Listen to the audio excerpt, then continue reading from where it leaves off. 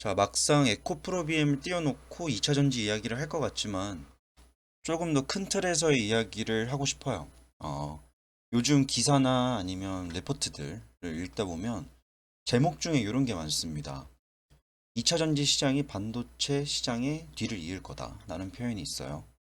개인적으로도 2차 전지 시장을 굉장히 높게 평가하고 이 전기차 시장이 완전히 자리 잡았을 때 우리 삶의 변화에 얼마나 긍정적으로 다가올지, 그리고 앞으로 남은 2차 전지 시장의 추가적인 발전 가능성에 대해서 높게 평가하고 있고, 실제로 저는 그거를 투자에 적용시켜서 보고 있습니다. 그래서 연초부터 그리고 올해 이제 끝나갈 때까지도 아직도 2차 전지 시장을 파고 있는데, 저는 개인적으로 반도체 시장의 뒤를 이어서 어떤 자리를 깔아줄 수 있는 섹터는 맞는데, 반도체처럼 우리의 삶에 큰 영향을 줄 정도는 아니라고 봐요. 물론 이거는 각 기업들이 시장에서 얼마나 돈을 뽑아낼 수 있는지에 대한 어떤 논의는 아니고요. 단순하게 제가 체감했을 때 반도체 시장과 2차전지 시장은 좀 다릅니다. 적어도 제가 살아온 세상은요, 엄청 격변의 시대였습니다. 기술적 진보가 그 어느 때보다 빨리 진행이 되었었던 세대였고요. 어렸을 때는 제 몸통만한 본체를 가지고 있는 컴퓨터로 게임을 했었고, 좀 나이를 먹으니까 이제 투지폰이 나왔었고요. 그거 가지고 좀 렉이 걸리긴 하지만 뭐 SNS도 예전에 뭐 싸이월드 이런 걸 하기도 했었고, 그러다 보니까 시간이 지날수록 2G, 3G, 4G, LTE 이렇게 나오면서 속도가 빨라졌죠. 그리고 군대를 갔다 오고 나니까 제 핸드폰에 거의 컴퓨터가 하나 있는 거예요. 스마트폰이 보급되기 시작합니다.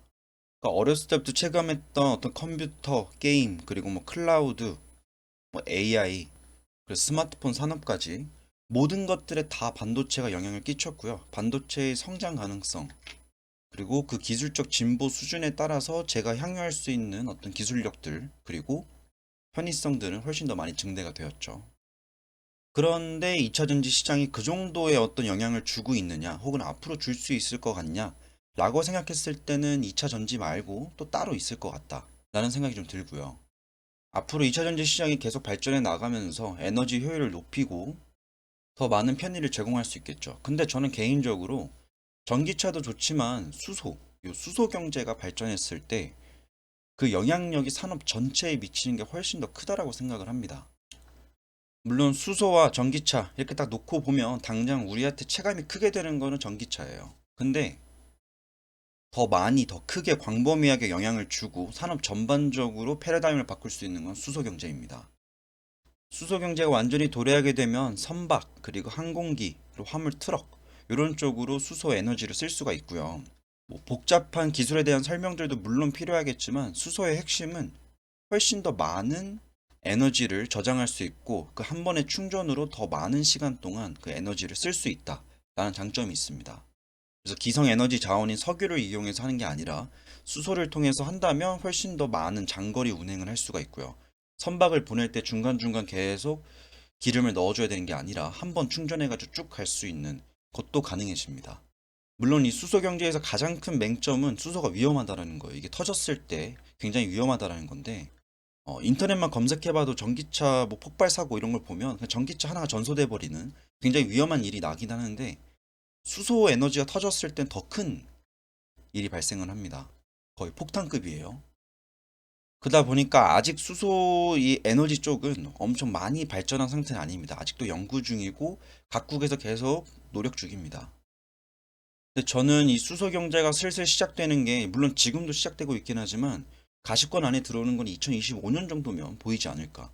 물론 세계가 이제 계획 잡고 있는 건 훨씬 더 그 뒤입니다. 아직 좀 이르다라는 생각이 있는 것 같은데, 25년도에 30년도 정도 되면 수소 경제가 도입이 돼가지고 드디어 기성 에너지 자원에 의존하지 않고 살 수 있는 그런 나라가 될 수도 있습니다.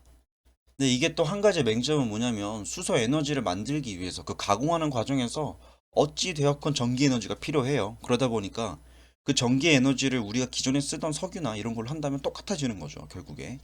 그래서 지금 추구하는 방향은 신재생 에너지를 발전시켜서 수전에 수소 생산을 하고, 그걸 저장하고, 그 다음에 충전소를 보내가지고 수소 전기차든 아니면 뭐 다른 주거 공간 혹은 운송 저장에 필요한 곳에 쓰일 수 있게 만드는 게 목표이긴 합니다. 그러다 보니까 바이든 행정부가 들어오기 초반 단계까지만 해도 이 신재생 에너지 그리고 수소 쪽이 엄청 떴었어요. 근데 요즘에 시장에서 투자하시다 보면 알겠지만 뭐 풍력 발전, 뭐 해양 풍력 발전 이런 것들 많이 죽었죠, 종목들이. 그 이유가 이겁니다. 기성 에너지 자원들을 대체할 수 있을 만큼 효율이 나오지도 않고요. 그리고 실제로 그만큼 뽑아낸다 했을 때 차라리 원래 하던 것처럼 하는 게 더 훨씬 더 환경적이라는 게 보여집니다. 결국에 풍력 발전을 하든 뭐 수력 발전을 하든 다 에너지가 필요를 합니다. 근데 그들이 뽑아낼 수 있는 자체적인 에너지가 일반 민간에 뿌리기에는 훨씬 더 부족한 양이라는 거. 그래서 안타깝게도 신재생 에너지가 2021년과 20년도에 굉장히 뜨기 시작했는데 그 한계점을 부딪혔습니다. 아직까지는 에너지 효율을 뽑아내기에는 역부족이다. 라고 해서 그 산업이 많이 죽었고요. 그거에 따라서 수소 에너지를 만들기 위해서 그 가공하기 위해서 필요한 신재생 에너지 자원들 그 섹터가 죽다 보니까 수소 에너지도 같이 죽었었습니다. 그래서 세상은 아직은 그 수소에 대한 관심이 많지는 않은데 결국 나중에는 2차 전지 시장 발전하면서 이 전기차 시장 완전히 자리를 잡고 더 이상 내연기관 차를 보기가 어려워지면서 그 다음에 병행해서 갈 수 있는 게 신재생 에너지는 조금씩 발전이 되고 그리고 수소 에너지가 도입이 되면서 수소 경제가 자리 잡는 그런 모습이 좀 그려집니다. 그래서 전기차 이쪽을 보면 민간에 좀 영향을 많이 주는 거 국가와 기업과 개인이 있다라고 한다면 더 영향을 많이 주는 건 전기차는 개인 쪽 그리고 수소 경제 같은 경우에는 기업과 국가, 범국가적인 어떤 영향을 줄 수 있는 그런 산업입니다. 수소 경제가 당장 우리나라에선 크게 체감되진 않아요. 근데 미국은 미국 내륙 내에서 왔다 갔다 하는 그 화물 운송의 양이 엄청나거든요. 전 세계에 있는 모든 재화들이 거쳐갈 수 있는 공간이기 때문에 그 내륙 내에서 트레일러들, 그리고 이런 트럭들 왔다 갔다 하는 물량이 우리 상상을 초월합니다. 그리고 그 경제 규모도 굉장히 커요. 그래서 저는 이 수소 경제가 나중에 자리 잡는 것까지 여러분들이 좀 기대해 주셨으면 좋겠습니다. 저는 이 수소 경제가 자리를 잡고 그 시기에 맞춰서 2차 전지 시장들 성장궤도에 완전히 오르기 시작한다면 수소와 전기 이 두 섹터가 나중에는 어떤 식으로 과거에 어떤 식으로 성장해 왔는지 볼 수 있냐면 예전에 반도체 시장 흥하면서 삼성과 SK 하이닉스가 뜨기 시작하고 그와 동시에 뭐 LG에서 디스플레이 쪽이 뜨기 시작하면서 이 두 간의 관계가 같이 동반 성장해가는 그런 그림을 그릴 수 있다면 이것 또한 전기차 섹터와 수소 에너지 섹터가 동반 성장해 가서 나중에 결국에 전체적인 기술적 진보 수준을 봤을 때는 둘이 경쟁 관계가 아니라 서로 보완해 나가면서 함께 성장하는 그런 산업이 될 수 있습니다.